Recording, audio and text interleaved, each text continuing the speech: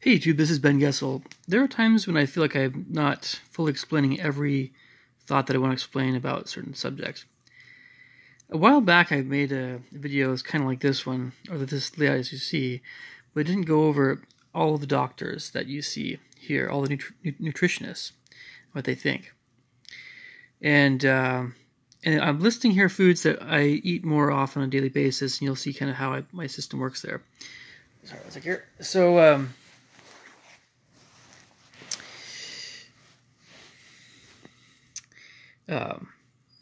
yeah.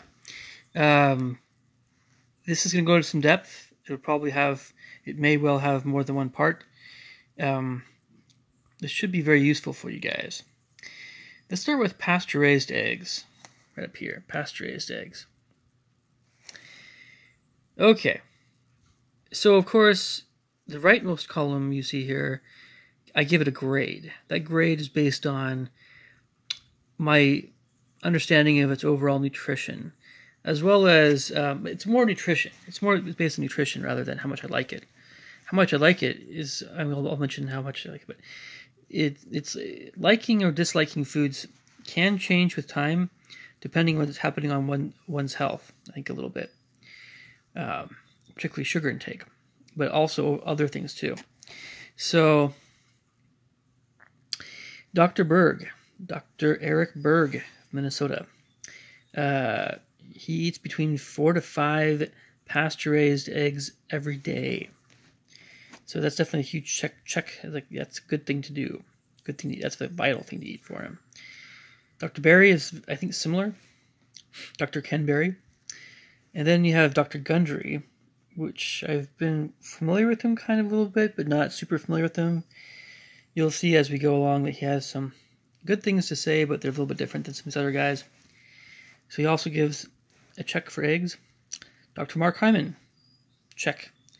Dr. Furman, understandably, just a little bit, not very much at all. Dr. Glidden, yep, gets a check. Dr. Weil, the anti-inflammatory diet, within moderation is fine. Dr. Axe, check. Dr. Greger, obviously no go, because he's a vegan. And basically, when we see Greger, anything that's a vegan food is a check. Anything that's vegan and also a whole food is a check. Anything that's animal food, is got to X through it for Greger. That's an easy one. So eggs get the A. And I'll go through some of these a little quicker. As you can see with the next food, organic celery is a check for everybody. The only person that objects to organic green beans is Dr. Gundry. And you can go into why that is. I don't think I would put too much stock in that. Anyway, it still gets an A, just not circled A. The circled A's are like everybody agrees that it's amazing. Dried seaweed, also everybody says, yep, that's amazing. Organic dark chicken. You see the first bunch here is good to go with that. And then we have Dr. Hyman, Dr. Furman especially, and Dr. Glidden is like no deli chicken. But if it's organic chicken, it's fine. Dr. Wiles in moderation again. Of course, Dr. Greger's no. So that's to be expected with chicken, even if it's high quality. You can find pasture-raised chicken. That's what Dr. Berg would add, but you try to find the best you can. So that's an A. Broccoli, everyone loves it. Romaine lettuce, everyone loves it. Organic carrots, everyone loves it. Roasted and salted pistachios, that's the way I prefer it. The only person who objects to that or wants it must be raw, Dr. Glidden. Everyone else is good with that. But of course, Dr. Furman would say, watch the salt. And some people will talk about soaking the nuts and stuff too, like, maybe Dr. Gundry perhaps a little bit, but yeah. And then organic raspberries, everybody's good to go with that stuff. Just with fruit, as you can see, it's always about how much sugar, but the fiber always takes away from the sugar and the fructose glucose thing, right? Organic blueberries, same deal. It's great, everyone loves it. wild-caught salmon. The only people, as you can probably understand, that object to it, or especially Gregor, but also Furman. Let's just watch the amount. Collard greens, everybody loves it. Same thing with bok choy, same thing with onions. Marionberries, yep, pretty much the same deal. Grapes gets a little bit of a from the keto camp because of its sugar content and fructose.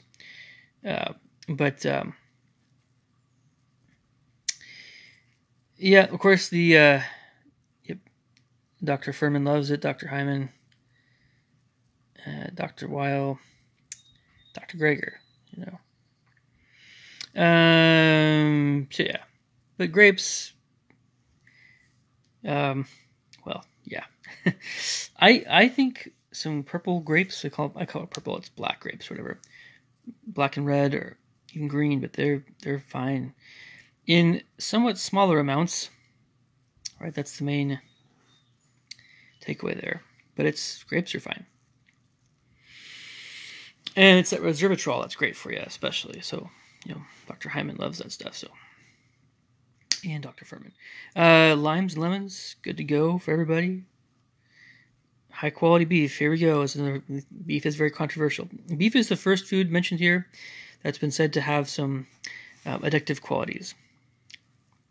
And so it is possible for someone to be addicted to it, depending on how much they're eating of it.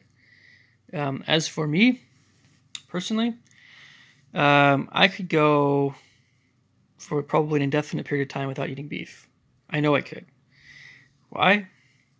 Because I don't rely on beef for my complete proteins and all the other nutrients that are often found in animal foods, like the vitamin B12 and all that stuff, and the omega-3s and the other stuff, the DHA or whatever. I rely a little bit more on poultry and eggs and a little bit of fish and other stuff like that. Not always red meat. So I've gone that direction. A little bit more even this last year. Someone I know, actually both my brother and another nutritionist, a lot of nutritionists say it's usually about the red meat. Red meat is the controversial one. The other animal foods, well, it's red meat and it's dairy. The other animal foods are better idea, much better. So the fish, the poultry, and the egg. If it's high quality, get the highest you can, it's the right stuff to eat.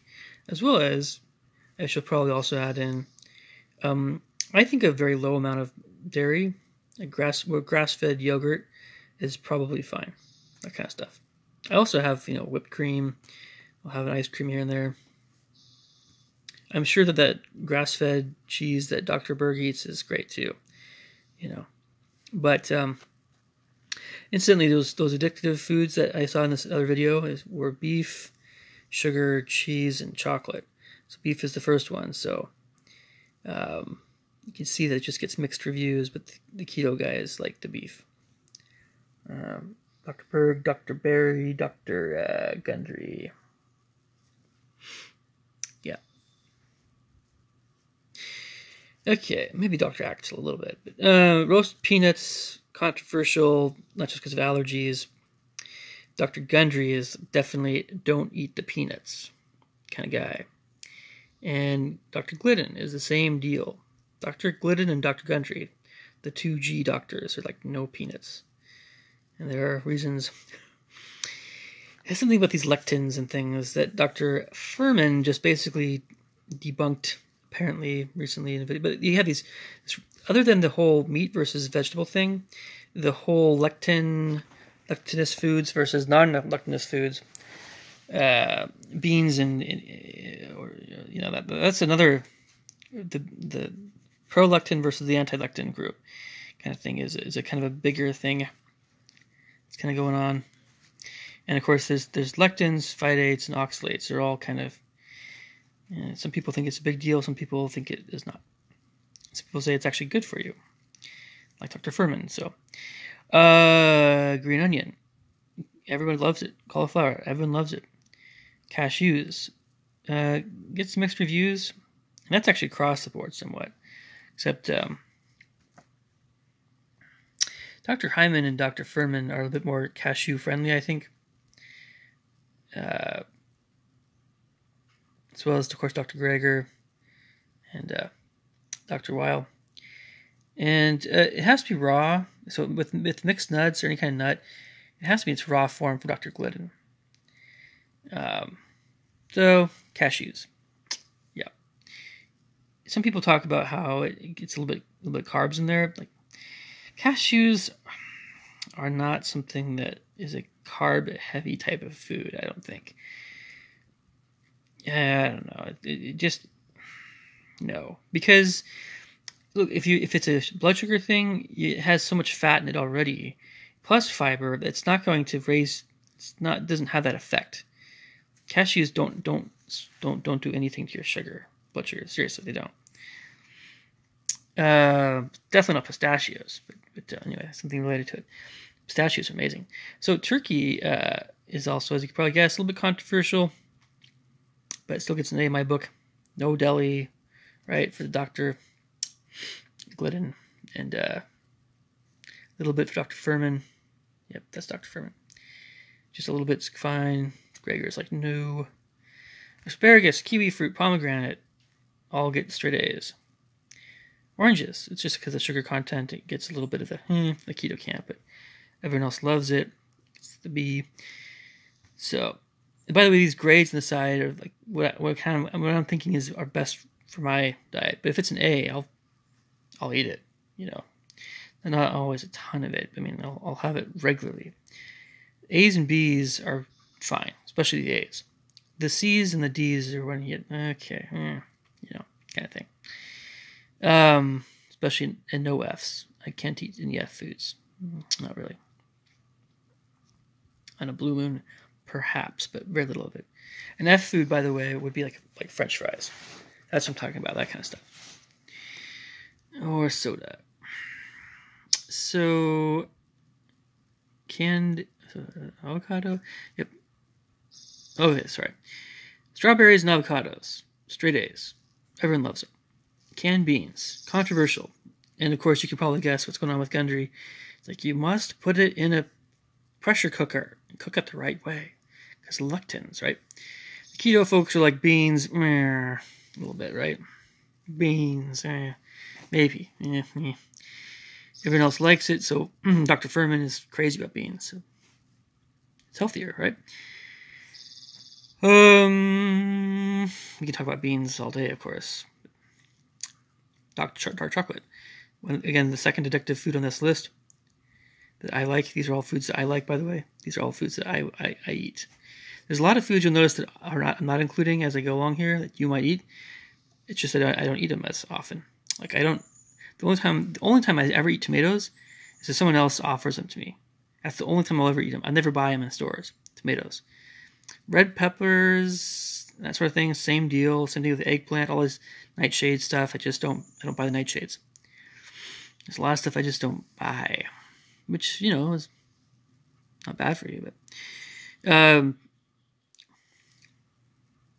so dark chocolate, understandably, is controversial. Especially when we're talking about not only the keto folks, but one second here. It's just everybody says it's like candy, right? It's getting toward the candy range, so everyone's just like, eh. But as we know, that the darker the better, right?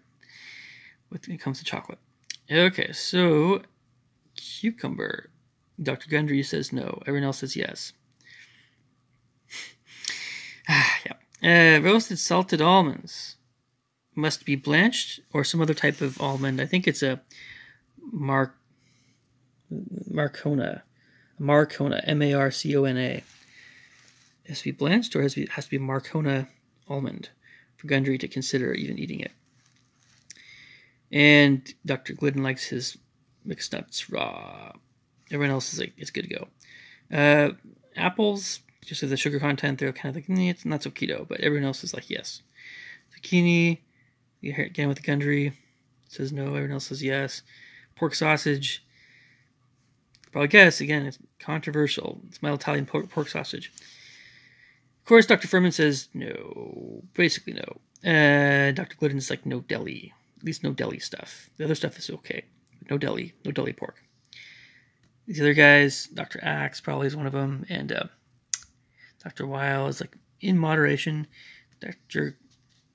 Greger is like, that is evil. Get the hence. Get the hence. Dr. Greger for that stuff, right?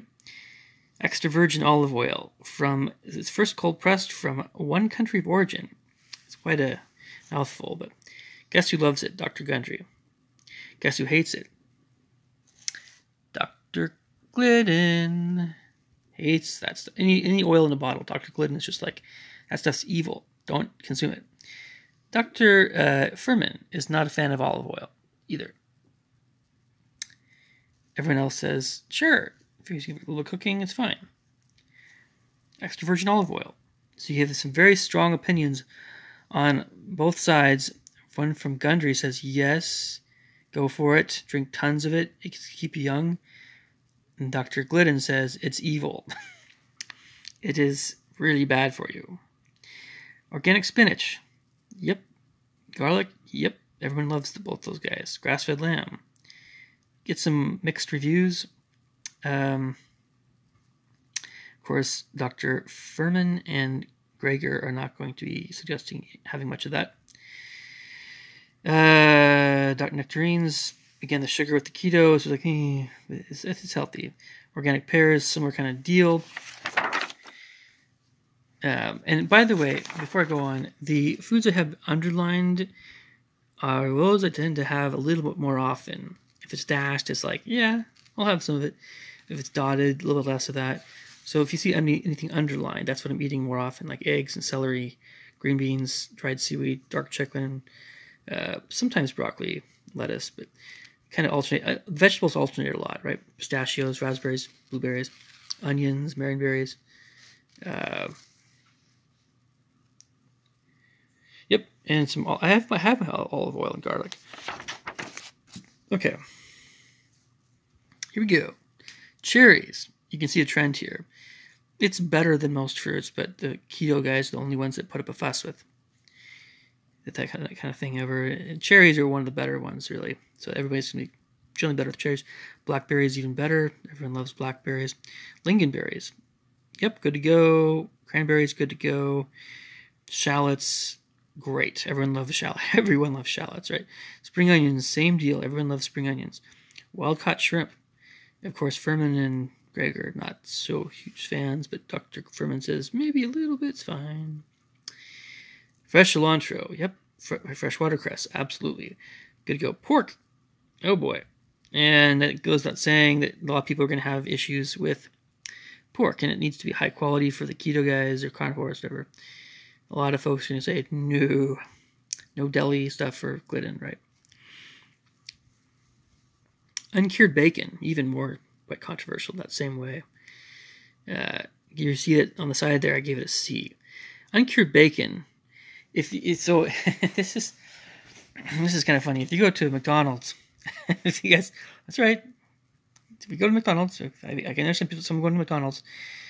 I can guarantee you that if you compare getting some uncured bacon from the store, which can be a little expensive, and you cook some of that stuff up, have, I don't know, a handful of slices. That's plenty for uncured bacon. You're going to get more out of that bacon and maybe some water than a McDonald's meal. It's no joke. You're going to get more nutrition out of that uncured bacon than you are that egg McMuffin with soda and, supposedly hash browns. So that's why I gave it a C, but C's are not great. They're like, So it's, it's an admissible food in its small quantities. It is eaten. It is eaten in. Okay. But yeah, it's salty. It's not super good for you, obviously. But bacon is much better than many other kinds of foods, and I'll agree with Dr. Berry on this one. Absolutely. Organic Swiss chard, everyone loves it. Paprika, and fennel seed, and beach mushrooms, and oyster mushrooms, and Kalamata olives, and basil, and thyme, and turmeric, and cumin, and rosemary, and sage, and yellow curry powder. They all get the straight A's. All this stuff. Bratwurst, also controversial, of course. By this point, you see the trend here. What's going on here with these different doctors?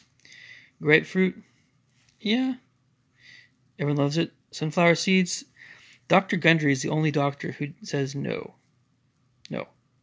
And if you soak them, it's better, right? It's a lot of the stuff, if you soak it, sprout it, if it's sprouted grains or soaked. I don't know about the grains thing. I doubt the grain. Gundry wouldn't go for grains anyway. But, at least when it comes to seeds and stuff, if you soak it, it's probably better. But anyway, Dr. Gundry for you. He's a cool guy, but not too many people saying that stuff. So, cinnamon, peas. Oh, again, with peas, Dr. Gundry is like, nope. But everyone loves cinnamon. And everyone loves artichoke. And Dr. Gundry, again, with yellow squash, nope.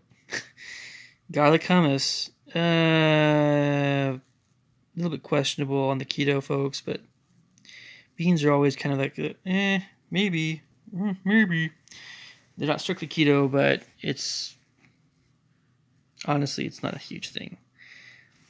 Beans, I think, should be keto, in my opinion, because Dr. Furman's right about beans. Not spiking your blood sugar, but, a lot of thoughts about beans, lectins, and all that lectin thing again. Okay.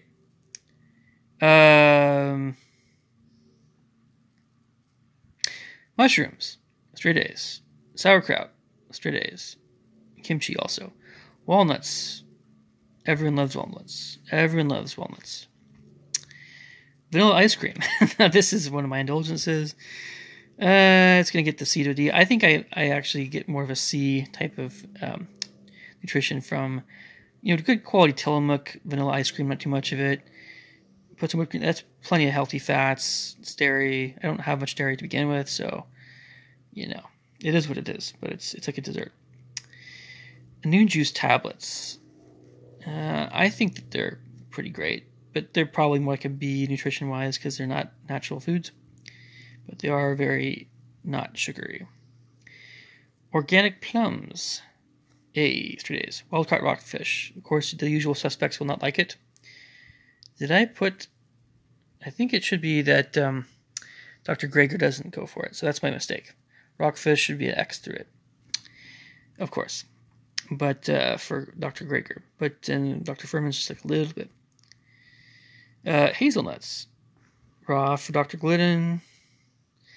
Tartar sauce, of course, it's a condiment, so it's not super healthy, but it has some good things in it, like egg. I don't know.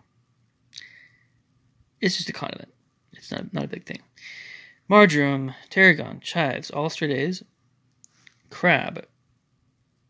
Well, of course, Dr. Greger, just a little bit for Dr. Furman. Wasabi, everyone loves it. Healthy broths, everyone loves it. So this all being said, I want to mention a few things here. This is what, on some level, we all do this. Whether or not it's written down or whether it's in our own minds. When we hear things. A lot of people, I keep seeing this comment on YouTube. I can't eat anything. Because some guy with a PhD, he knows a heck of a lot. I'm sure he does. But he says, don't eat this or don't eat that. Well, what you got to do is this, what I'm doing right here. And you got to think about it very carefully. You got to think of this very critically. Got to question everything. And what you'll find, this is why I did this video. What you'll find when you do this, I know it takes a lot of effort. This is why, at least in some level, I'm trying to help you guys out with whatever foods you guys like. But if there's foods I don't have on here, so I didn't include. There's really not really dairy, and there's really no grains, especially no grains, and there's no I don't eat those things. I don't eat them. There's other foods I haven't included here either. You don't see any melons on here. No kale. I mean, I just don't kale. Sure, I'll have kale. There's no lima beans. I don't eat that stuff, But I'm not saying it's unhealthy. I'm just saying But if there's a food that you eat that's not on here. Well, you gotta know what they think about these guys. And what you want to do is you want to go, first off, like, which doctors do you agree with more? I mean, this takes a lot of research. Dr. Berg, he's very intelligent. He knows what he's talking about. I definitely respect Dr. Berg's knowledge about a lot of stuff. I've watched a lot of his videos. He knows what he's talking about. Dr. Berry, I don't know. I'm not saying no. I'm just saying, I tend to listen to Berg more. I like Ken Berry. I think Dr. Berry's a great guy. I really do. But I'll go more Berg route. Dr. Gundry, what he says, it's funny because I wanted to mention this at least. The foods that Dr. Gundry says be careful of are often the foods I have less of, with maybe the exception of peanuts. But so much of what Dr. Gundry talks about with the nightshades and many other foods that you see X through, I actually understand what he's talking about. I really do. I mean, so he goes deep. So Gundry occupies a place in my subconscious. I just don't. I don't overdo the foods. Well, peanuts are maybe my most indulgent lectinous food, but Dr. Furman's right there saying it's just fine. So, but whether or not you want to do whatever with the soaking or whatever of the nuts, or not, but Dr. Gundry is pretty intelligent too. So I want to listen to some of what he says at least. Dr. Hyman is in that Dr. Berg territory. Just really seriously amazing doctor guy. He's a great guy. He was President Clinton's doctor, by the way. Dr. Furman, I've been watching him stuff for a long, long time. He's in the Berg and Hyman range too. Of course, he leans plant food related, so, But he always has great things to say. And Dr. Furman is amazing. Dr. Glidden, he falls maybe with the Dr. Gundry. So I'm a lot of people trying to figure out what they think about some of these things that he says. Between Dr. Gundry and Dr. Glidden, they both make a lot of great points, but I lean slightly. I guess he falls in the Gundry range, right? Like I listen to his stuff, but I can't quite take it as the gospel truth as much as the Berg, Hyman, Furman range of doctors. And then Dr. Weil is someone who just has a very no-nonsense anti-inflammatory diet, just a real. I mean, this is going back to the 90s, so it's great. It's just maybe he isn't quite as Dr. About the anti-inflammatory stuff. It's maybe not quite as in depth or as current as some of the other stuff, but anyway, Dr. Axe is very friendly on YouTube, and my mom loves him, and yeah, Dr. Axe, he's very likable, but he's also very knowledgeable. Dr. Greger, of course, vegan, so if you're a vegan, you love him. If not a vegan, whatever. And Dr. Greger pulls no punches. But one of these days, he might come after me pretty intensely. He's been known to be very intense. But if he ever comes after me about diet stuff, I'll fully expect it and understand it because he's vegan. And he's a fairly militant one at that. But he, in my estimation, is actually a pretty decent guy anyway. So, it's all good, Dr. Greger. I'll try to I'll keep eating my vegetables at least, But, I mean, it's Dr. Greger. It's okay. But he just thinks that we're all going to die tomorrow for having eggs, beef, and pork and stuff. We all keep saying it, but the high-quality stuff is better. But no. Anyway, we all should understand that having mostly plant foods, or a lot of plant foods, is the great way to go. It's the best way to go. So this all being said, gotta wrap this up. Got to do one video. Again, this is what you gotta do, and you gotta think about,